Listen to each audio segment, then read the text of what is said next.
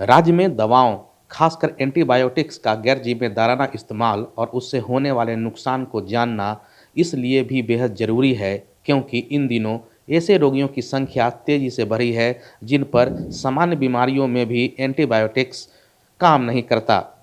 स्थिति की विकरालता का अंदाज़ा इसी बात से लगाया जा सकता है कि रिम्स के शिशु रोग विभाग के एचओडी और इंडियन एकेडमी ऑफ पेडियाट्रिक्स के ईस्ट जोन के अध्यक्ष डॉक्टर अमर वर्मा देश के पूर्वी क्षेत्र के 14 राज्यों में एंटीबायोटिक्स के दुरुपयोग और इसका गैर जिम्मेदाराना इस्तेमाल के खिलाफ अभियान शुरू करने वाले हैं। डॉक्टर अमर वर्मा कहते हैं कि कल तक जो एंटीबायोटिक किसी भी बैक्टीरियल इन्फेक्शन में काफ़ी बढ़िया काम करता था, वह धीरे धीरे अपनी ताकत खोता जा रहा है। ऐसे में कई ऐसे मरीज उनके पास आते हैं जिन पे सामान्य बीमारियों में भी या फिर सामान्य इन्फेक्शन में भी एंटीबायोटिक काम नहीं करता। ऐसे में उच्च स्तर के एंटीबायोटिक देना ही एक विकल्प रह जाता है। ये जो इरेलीवेंट यूज़ हम इसको कहते हैं, इरेशनल यूज़ कहते हैं, गैर जिम्मेदाराना यूज़। एंटीबायोटिक्स ऐसी दवा है जो डॉक्टर्स के प्रिस्क्रिप्शन पर कायदे से मिलनी चाहिए, लेकिन हमारा आपका सबका अनुभव है जो भी चाहे आप दवाई खरीद ले सकते हैं। उसके बाद लोग खा भी लेते हैं। तो उस परिस्थिति में क्या होता है कि इस दवा के जो अच्छे गुण हैं वो तो काम करते हैं, लेकिन इसके खराब गुण यही हैं कि अगर बैक्टीरिया और वायरस को एडवर्स सर्कमस्टांसेस दिया जाए तो वो अपने आप को बदल लेते हैं, जैसे इंसान के साथ भी होता है। तो एक बैक्टीरिया वहाँ से चेंज करके ड्रग रेजिस्टेंट बैक्टीरिया बन गया, यानी जिस पर काम करती थी दवा अब उस पर दूसरे को इन्फेक्शन होगा तो वो दवा काम नहीं करेगी। डॉक्टर बताते हैं कि ड्रग एंड कॉस्मेटिक एक्ट के अनुसार दवाओं की शेड्यूलिंग की गई है, जिसमें शेड्यूल एच और शेड्यूल H1 की दवाओं को मेडिकल स्टोर पर बिना डॉक्टर के प्रिस्क्रिप्शन यानी पर्चे के नहीं बेचा जा सकता। पर ऐसा होता कहीं नहीं है।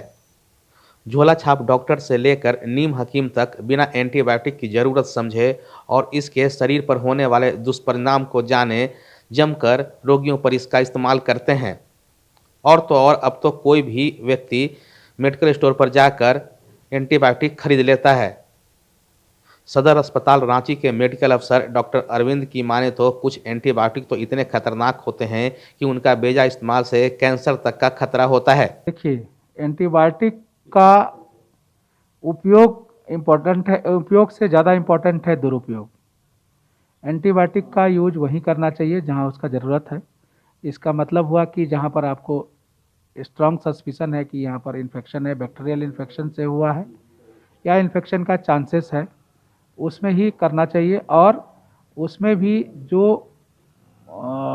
उससे सेंसिटिविटी के आधार पर एंटीबायोटिक का यूज किया जाता है।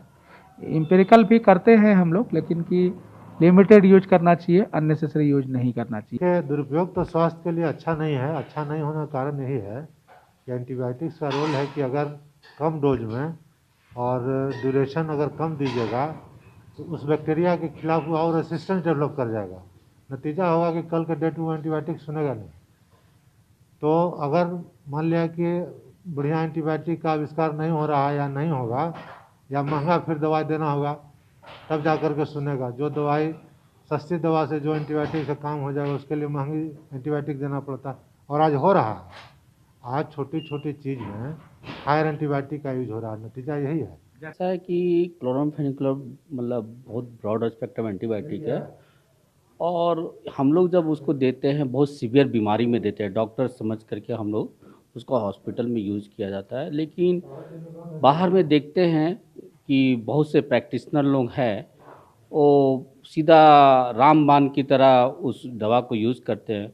उन्हें जब पता नहीं रहता है साइड इफ़ेक्ट का, फिर उसका दुष्परिणाम यह होता है कि 4 साल 5 साल के बाद उनको बोन मैरो सप्रेशन हो जाता है, उसका साइड इफ़ेक्ट हो जाता है, ताकि उसका ब्लड का फॉर्मेशन नहीं हो पाता है, वो फिर वो प्लास्टिक एनीमिया का डेवलप कर जाता है, उससे बहुत सफ़र करना पड़ता है।